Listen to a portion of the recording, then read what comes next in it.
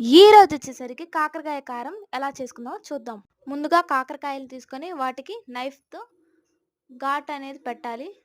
Next stove on చేసి దాని మీద ఒక కడాయిని పెట్టాలి. దానిలో సరిపడేంత ఆయిల్ వేసి దాన్ని బాగా హీట్ అవ్వనివ్వాలి. ఆ ఆయిల్ హీట్ అయిన తర్వాత మనం ఘాట్లు పెట్టుకున్న కాకరకాయలనేవి ఆ ఆయిల్‌లో కాకరకాయలనేవి బాగా వేగాలి. ఇలా వేగడం వల్ల కాకరకాయ అనేది చాలా బాగుంటుందనమాట. నెక్స్ట్ ఇలా వేపించుకున్న తర్వాత కాకరకాయల్ని పక్కన సెపరేట్ చేసుకోవాలి. అదే కళాయిలో కొంచెం నూనె వేసి, దానిలో తిరమాత గింజలు, కరివేపాకు వేసి వేపించుకోవాలి.